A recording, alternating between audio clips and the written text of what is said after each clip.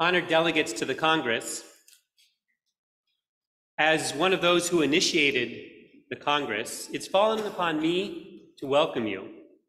I'd like to do this with a few words, as each of us will best serve the cause if he will behave thriftily with the pernicious minutes of the Congress, the precious minutes of the Congress. In 3 days' time, we must attend to many important matters. We want to lay the foundation stone for the home that is destined to be a safe haven for the Jewish people. This undertaking is so great that we must speak of it only in the simplest of words.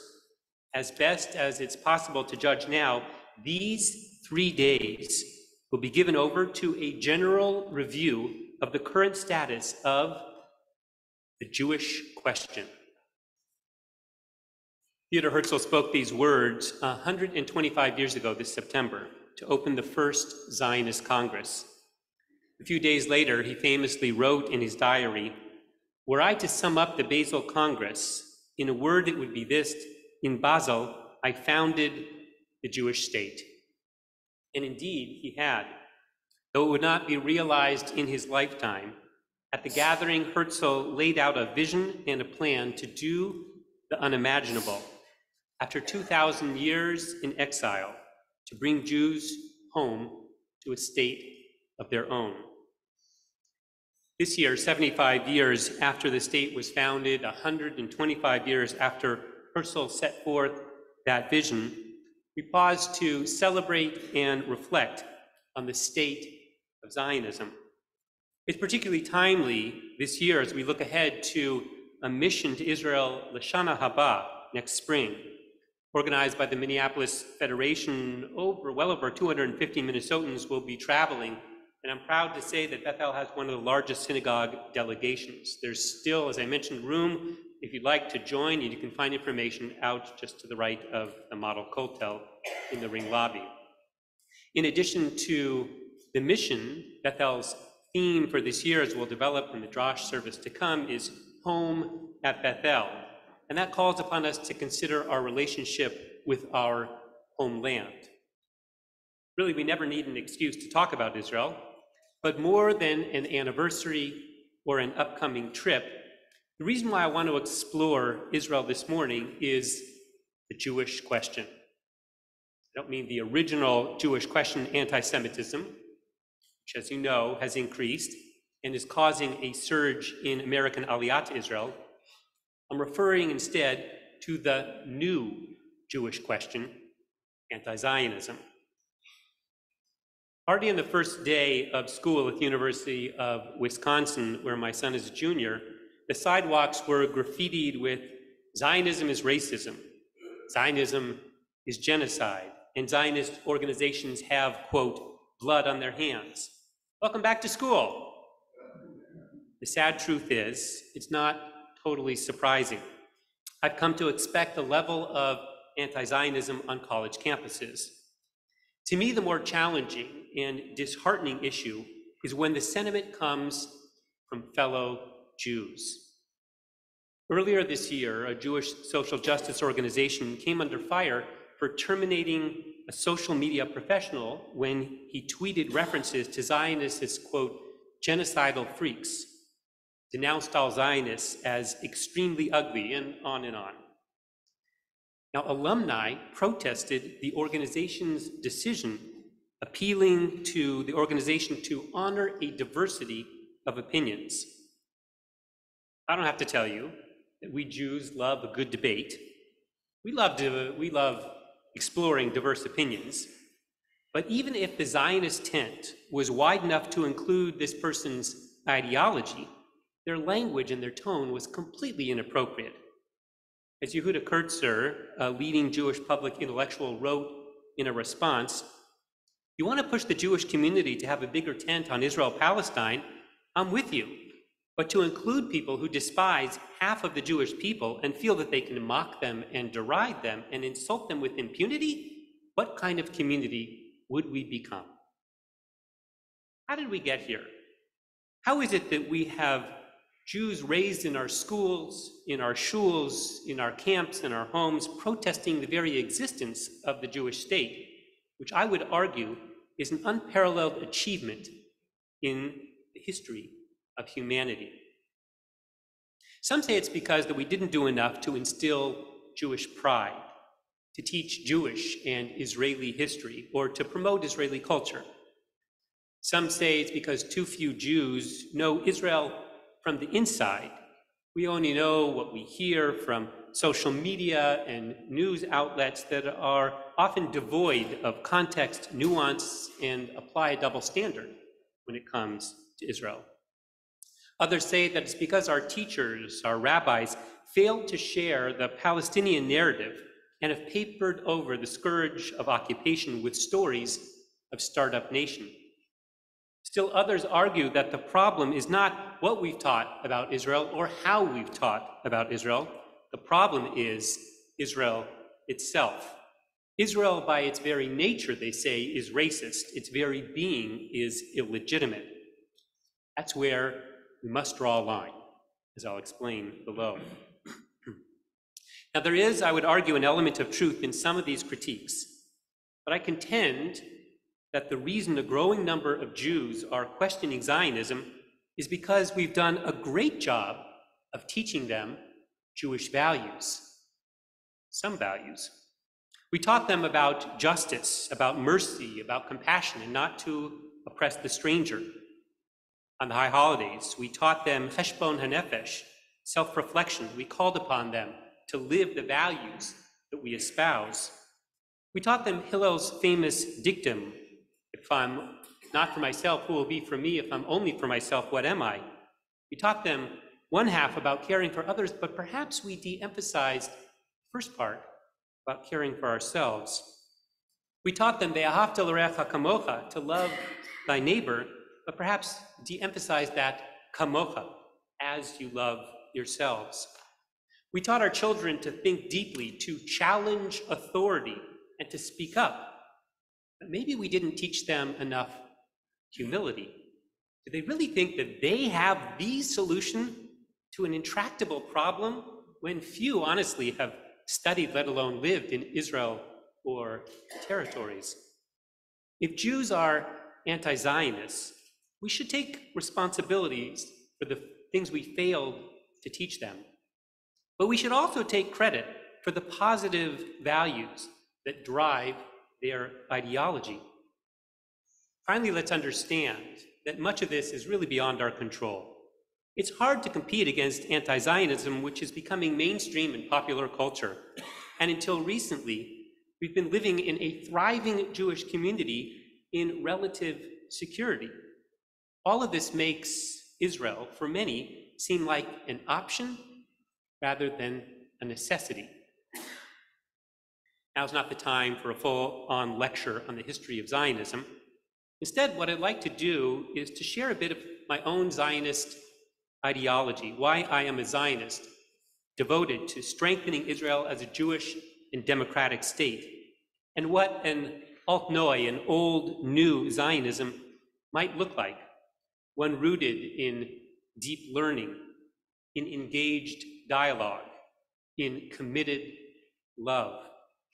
It's my attempt to do what Israel's President Herzog called for last month at the 125th anniversary of the Zionist Congress, to reclaim the word Zionism, he said, as an expression of national identity, traditions, hopes, pride, enlightened values, justice, and commitment to Tikkun Olam. It is, he said, the mission of our generation. I grew up in a home that neither talked much nor thought a lot about Israel. It wasn't on our trip map or really much on our emotional map. But today I consider myself a proud Zionist. Why? I'm a Zionist because I'm a Jew. And for me, Jews are both a community of faith and a people tied to a particular place, a religion and a nation. In my mind, the two are inseparable, like body and soul, Judaism and the land of Israel. I'm a Zionist because I know our history. I know that the land was the homeland that birthed our people. It was the place our ancestors never forgot about for thousands of years in exile.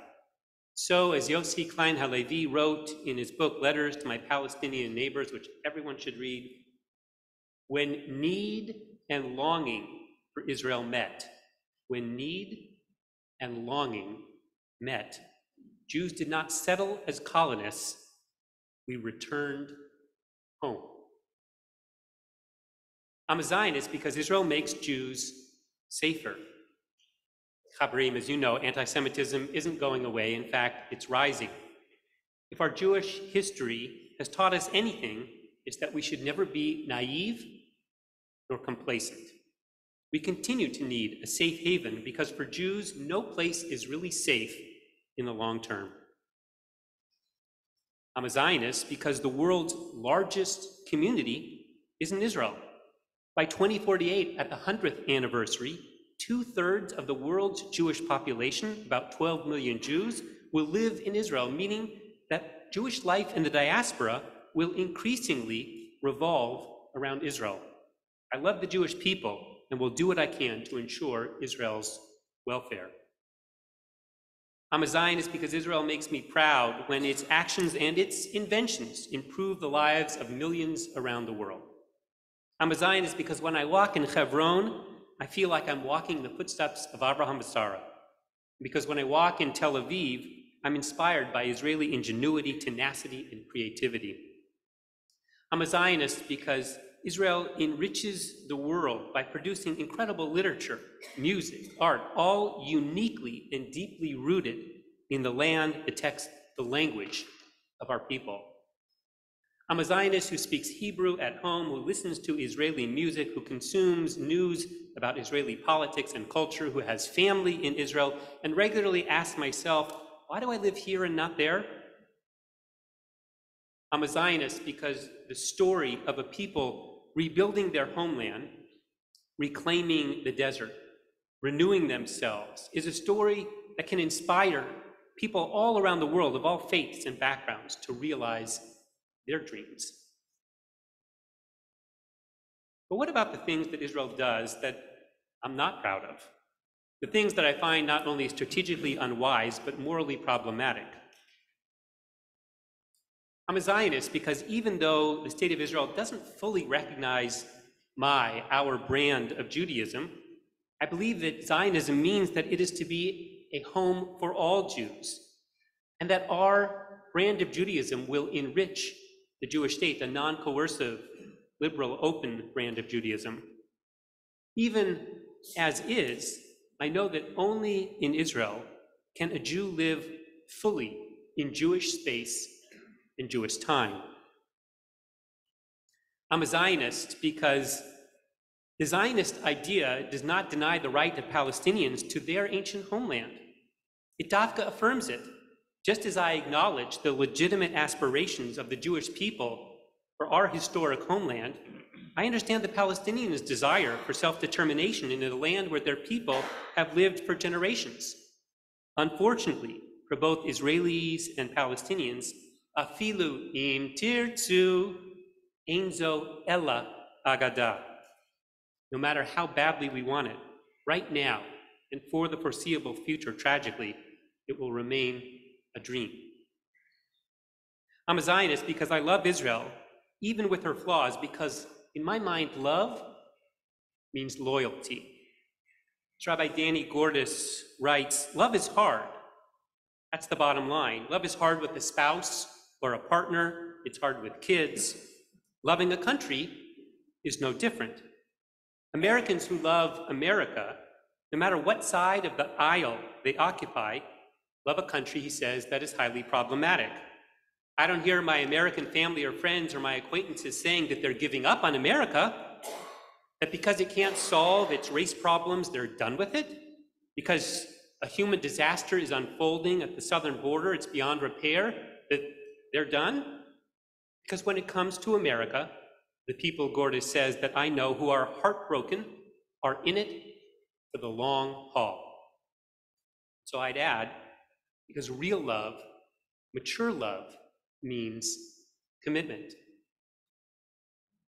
I'm a Zionist because I love Israel and because love and critique go hand in hand. It's a message that's central to these Yamim Noraim. I'm going to ask you to take out your Machzorim for a moment and turn to page 102.